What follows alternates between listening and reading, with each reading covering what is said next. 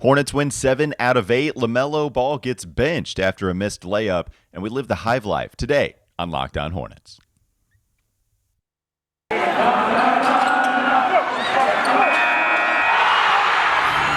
Locked On Hornets, your daily Charlotte Hornets podcast, part of the Locked On Podcast Network, your team every day. In a minute, cuz we live.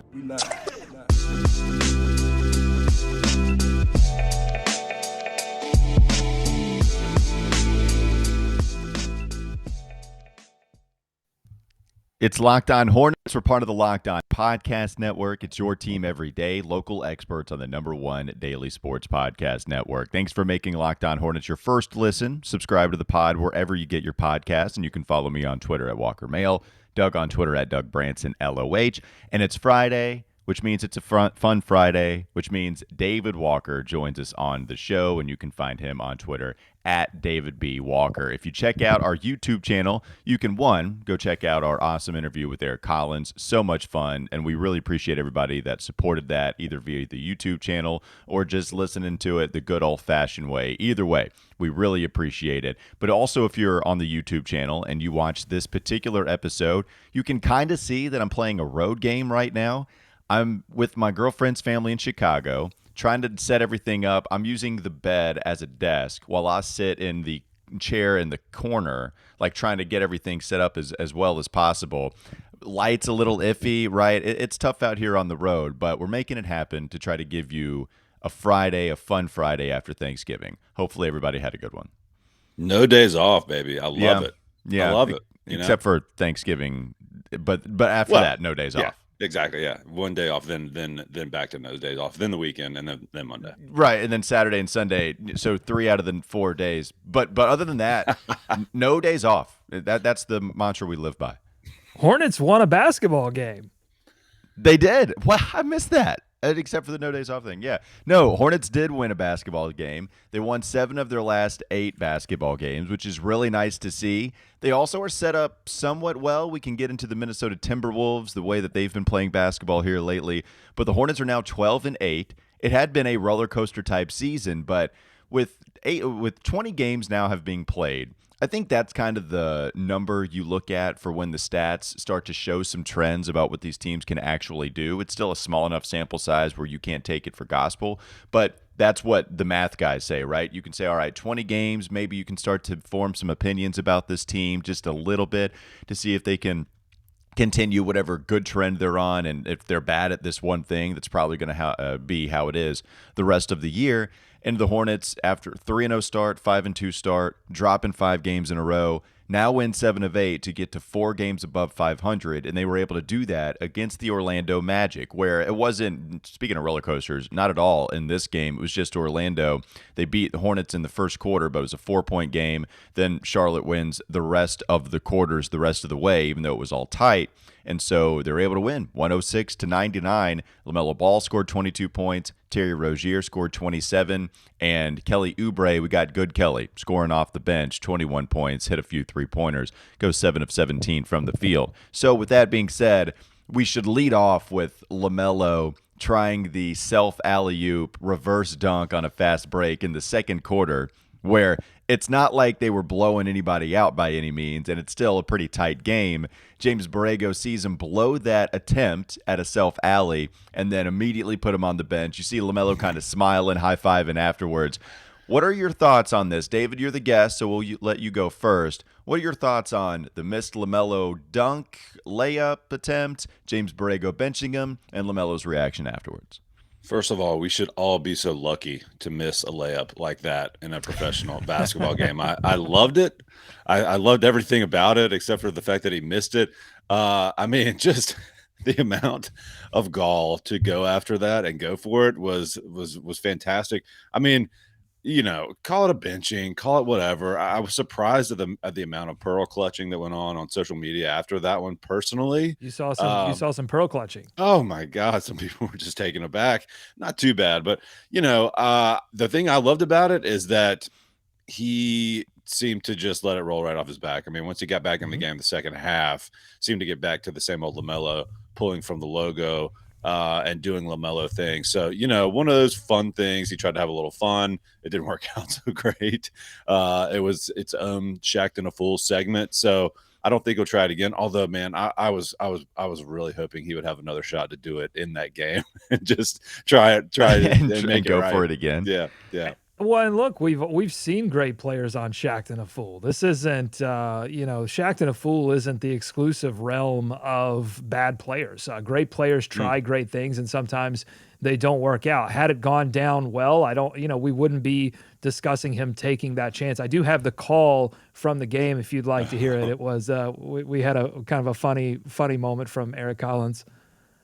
Yeah, let's go. LaMelo way ahead of the pack. What do you got? Oh, LaMelo. It's so good. Yeah. Oh, LaMelo. We know what he's saying there. Oh, LaMelo. Oh, And you can feel.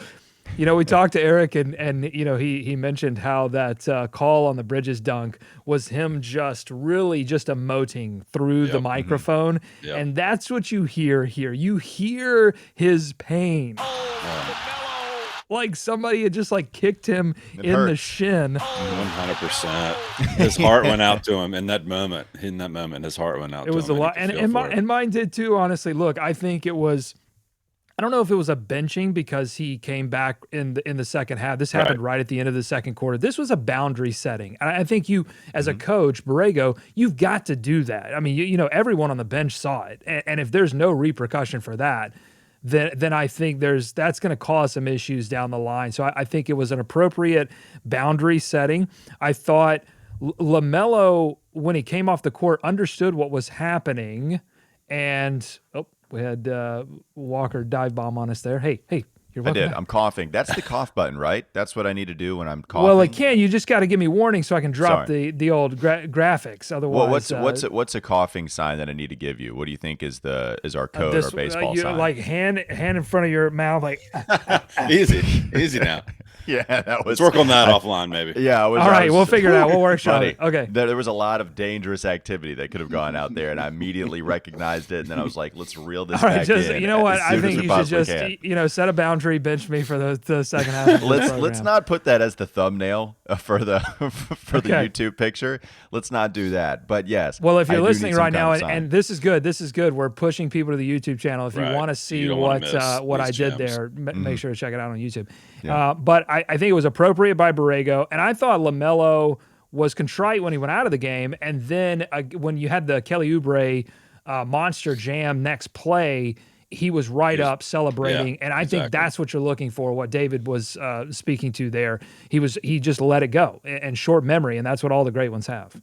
Yeah, and I think it reminds me of Matt Rule kind of talking about fighting in practice this offseason, where if you feel like you need to fight, then that's fine, but I'm going to have to punish you for it. I'm not going to say that I'm not going to punish you to this extent where I'm going to embarrass you. It's like, hey, this is a professional football team. We don't do that kind of stuff. It's football, and that kind of stuff happens. But I am going to have to make you run a couple of laps, sit out the next couple of plays, and then let somebody come in. It's just how it is. And LaMelo blew a wide open layup attempt.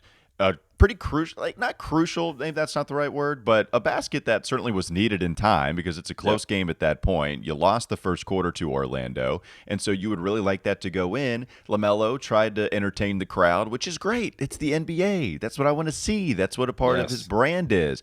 But also, he missed it, and it's like, all right, look, that's fine that you tried it, but you missed it. Now you need to come over here and sit with me, and then you'll get in the second half, and it's not a big deal. And that's why I think this is not a big deal, right? Missed it, goes back in, plays really well anyway, and here we go the rest of the way. Like, LaMelo can try it again, but hopefully he'll hit it the next time. Yeah, I don't think the big deal was the missed layup or missed dunk attempt or whatever. I think the big deal was Borrego's wise decision to place him back into the game at the start of the second half, because that's an easy, I think, head coaching mistake to make, to give in to the ego, to give in to the power play, and to say, I'm going to take control of this narrative and take control of this team. And instead, and I think this has been the story with Borrego and LaMelo this whole season, which is, you have to manage LaMelo in a particular way that maybe you wouldn't manage another player, because you recognize that what makes him great will also result occasionally in that kind of play. Yeah, Yeah, I it worked completely out agree. well for JB, right? Timing wise. I mean, to your point, Doug, it was around the time where he could kind of bring him out anyway, and certainly to put him back in.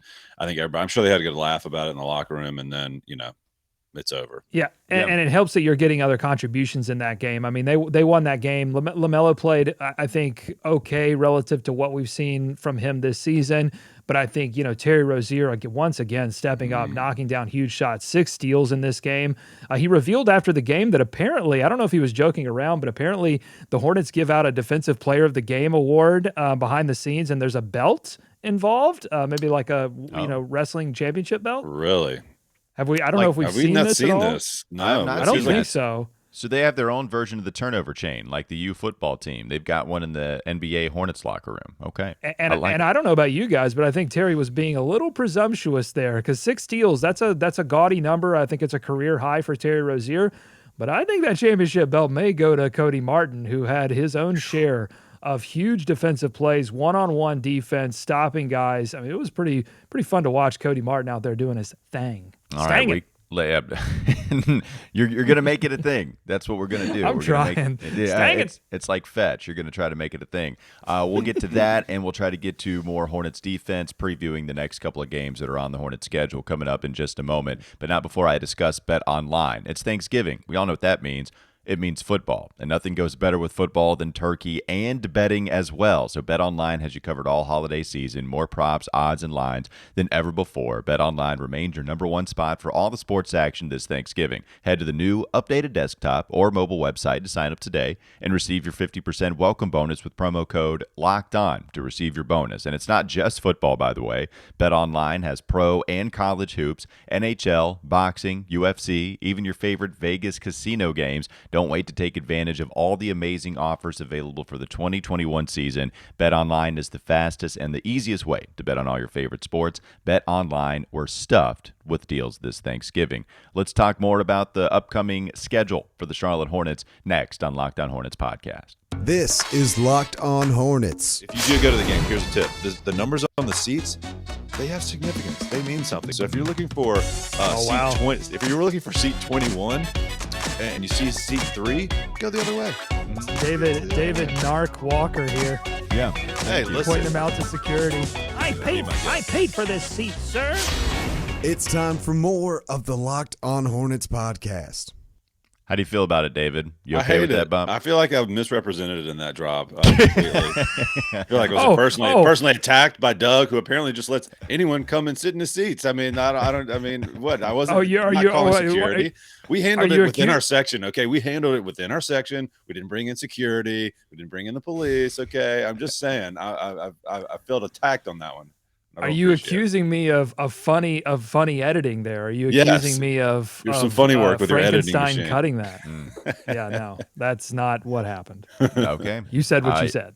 It's David misrepresented Walker here on the Locked On Hornets podcast. Doug joining me as well for a fun Friday. Remember to make Locked On Hornets your first listen every day. We are free and we're available on all platforms, and that includes YouTube. Let's take a look at this upcoming schedule. They have Minnesota. Minnesota's won 5 straight, and they have Houston after that. Now, the Houston Rockets are extremely bad, but they somehow were able to beat the Chicago Bulls earlier this week. I believe that was on Wednesday night when they beat Chicago. And again, I'm in Chicago right now.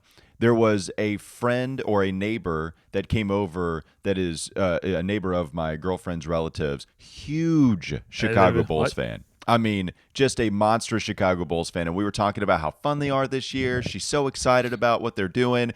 And I knew they were playing the Rockets. And I was like, well, look, I'll knock on wood, but there's no way you're losing to the Rockets. And he said, don't say that. I'm too much of a Bulls fan to know that they will sometimes come up with a big old goose egg against teams like that. And everybody said, Walker, you just doomed them. I doomed them. I can't believe the Bulls lost, but the Rockets, they actually were able to win. How do you feel like it's going to go for the Hornets the next couple of games? Doug, let's start with you. Well, I mean, traveling back home for 1, but then you got to go back out on the road for 4 more. And some of these road contests coming up are going to be a lot tougher than the road contests that they faced in this 3-0 road trip. So I think it's important that they play well against Minnesota, because Minnesota, they've got a 5-game winning streak going on right now.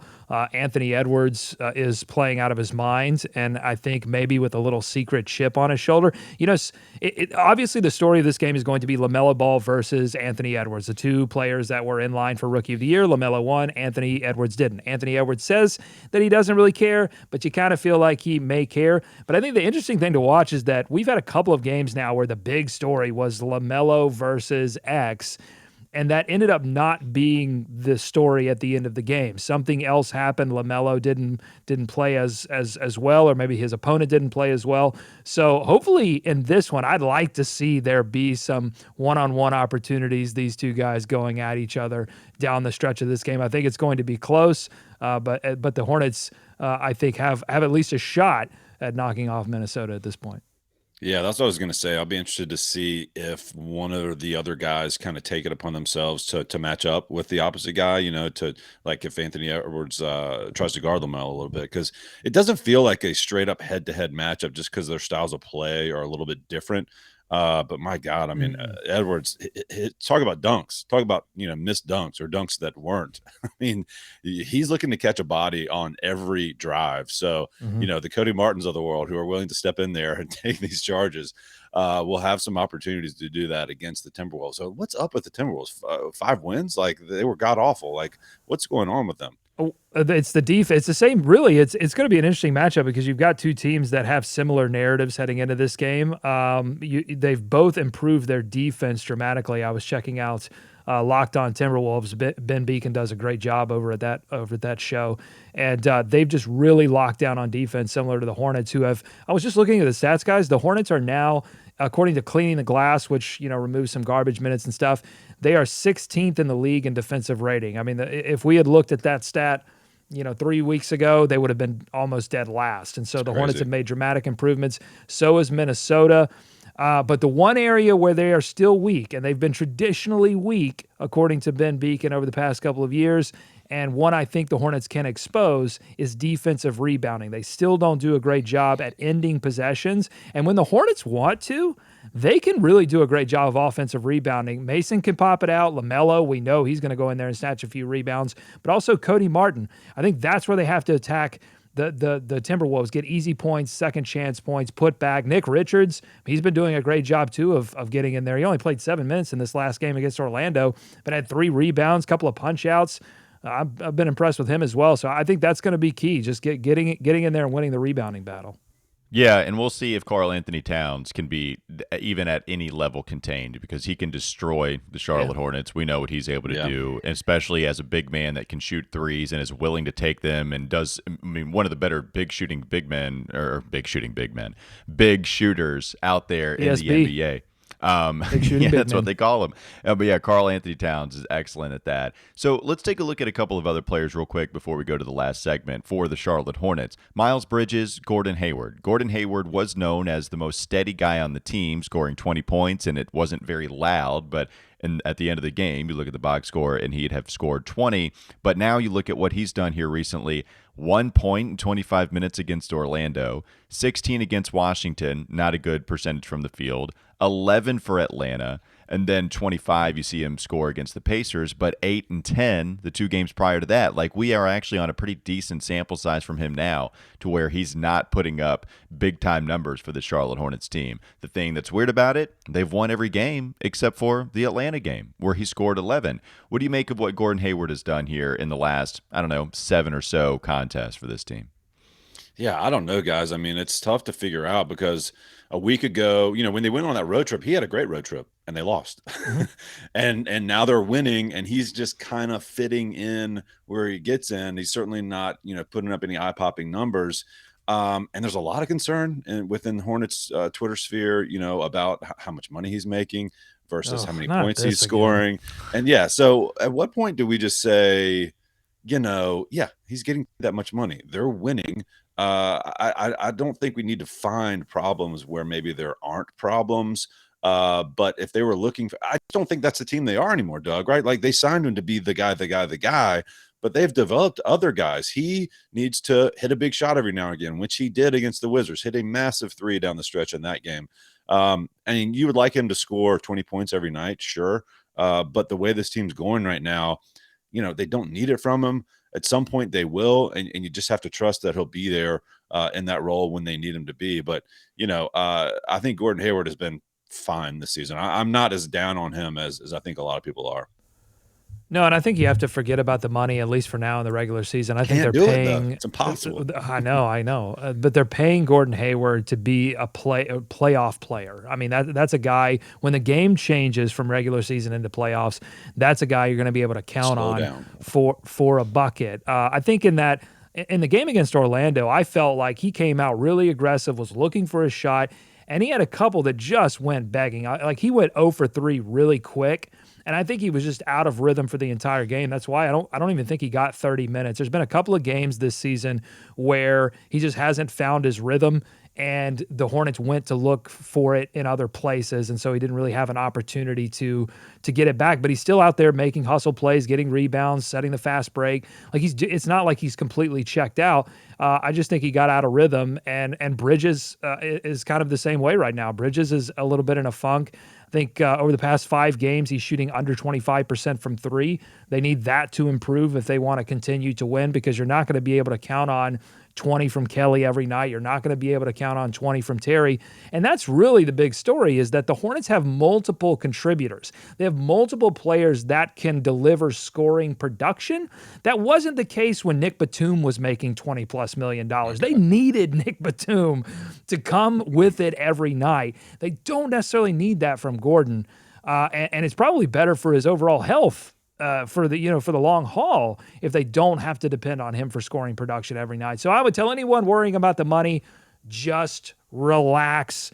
The Hornets are winning, and that's a good thing. Well, and I think Rick Bonnell used to talk about this all the time. Gordon Hayward was brought on this team to be a connector, and you don't have to necessarily help this basketball team by only making shots, by only helping in a half-court set when things are bogged down. Gordon Hayward is a good facilitator. He's good at, again, even just making sure everybody calms down for the time being. And even if you don't score on a half-court possession, it does seem to be a little bit more calm when he's on the floor.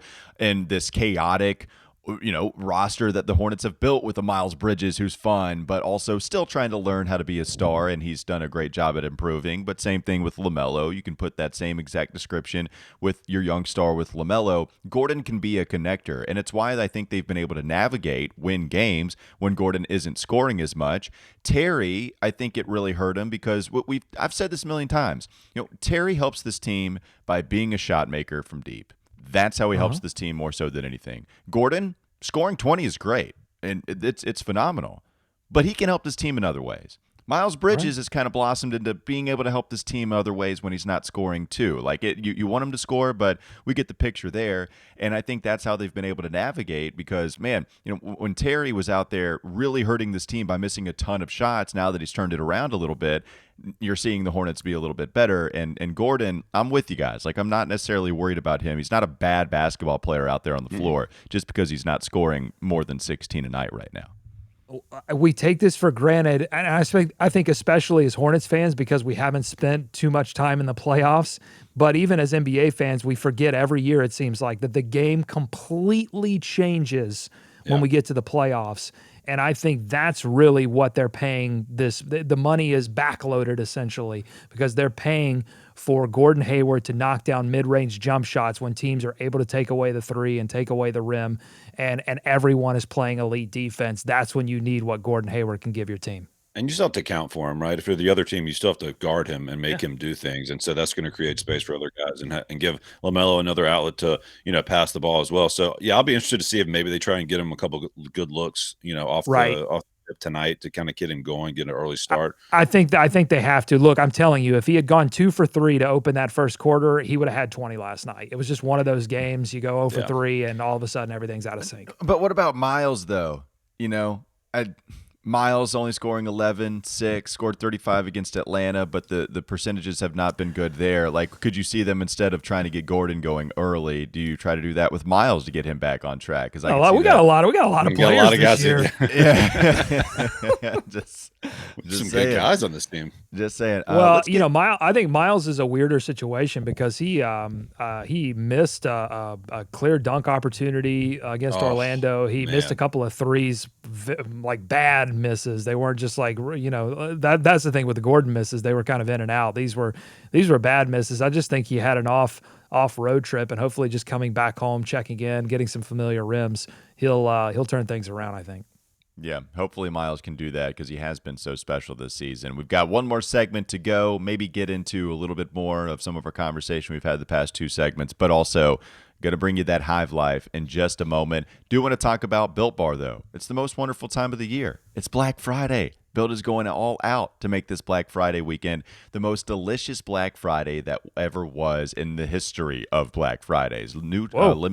New limited time flavors, new types of bars, and a winter wonderland of a deal. It's all fantastic. You want high-end deliciousness at a discount? Of course you do. All through Black Friday weekend, get at least 20% off anything and everything at Built.com. All you have to do is enter promo code LOCKED20. They've got new flavors like Ruby Chocolate Puffs, lemon dipped cheesecake puffs. Oh my goodness. They've got a couple of those that are limited time, but you can still go to the staples. They still have the just 100% chocolate. You have the fruit, the banana, the orange. It's all so good. So make sure you go to Built.com, 20% off Built bars, and get 2 free Crave bars as well, all at Built.com. Plus you can get 60% off Built Broth and Built Boost, and 40% off Built Swag. I mean, you've got discounts for everything that they're selling at Built.com. Just enter code LOCKED20 at Built.com. One more segment to go on the Locked On Hornets podcast.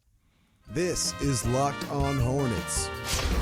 So if you don't believe in the moon landing, then what would you say is the greatest human achievement? I think the greatest achievement of all time, I think it's Vince Carter doing 360s clockwise rather really than counterclockwise. I've tried it. It's really tough.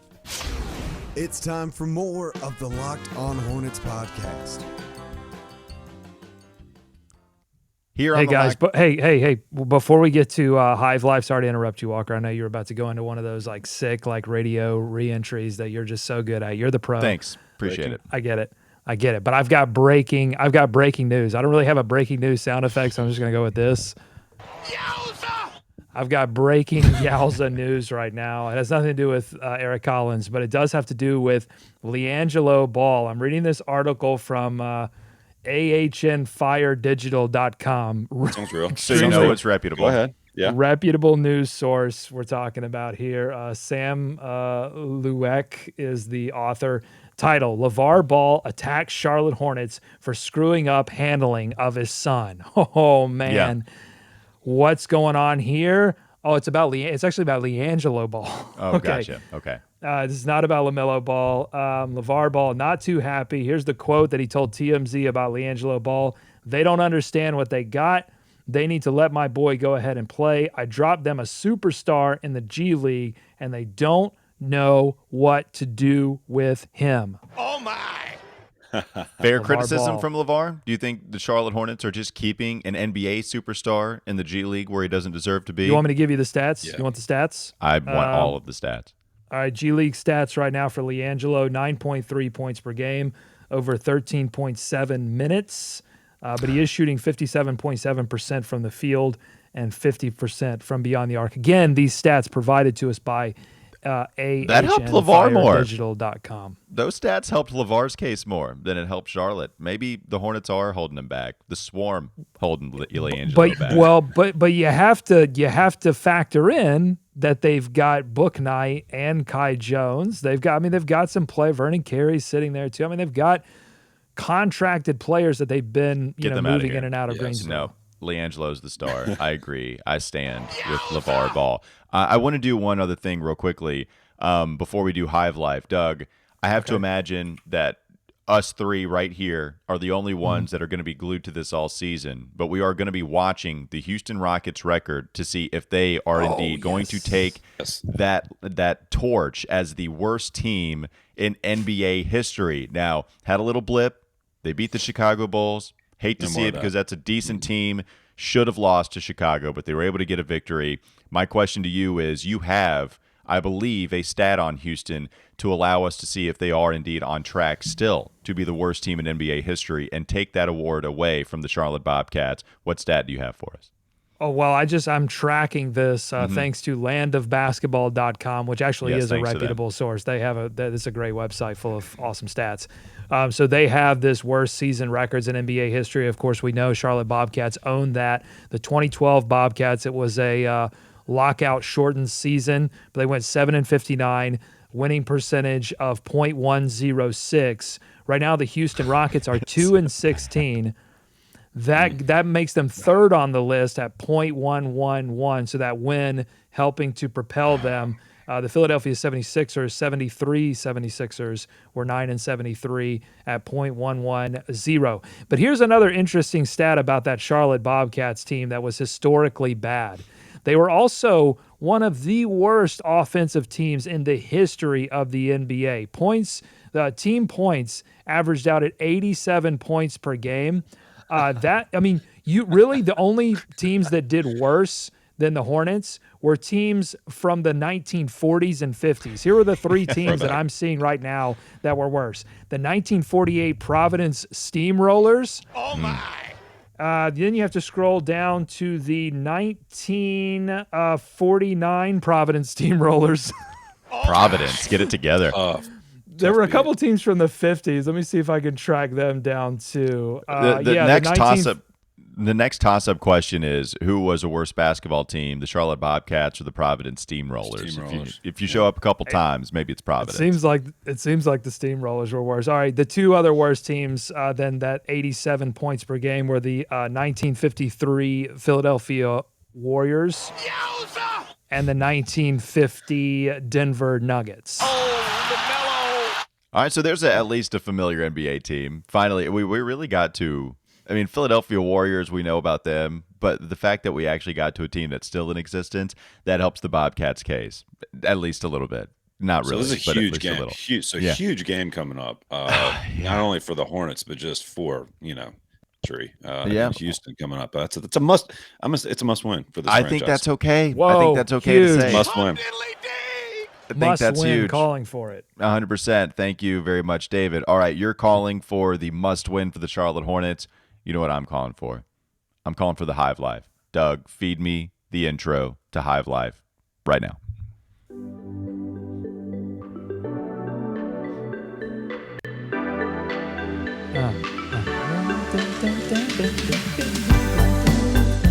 One of the best beat drops you'll ever hear on a podcast, thanks to the Hive Life, thanks to Doug Branson, because you are the master of Hive Life. Doug, why don't you lead us off with what you have for this edition of Hive Life?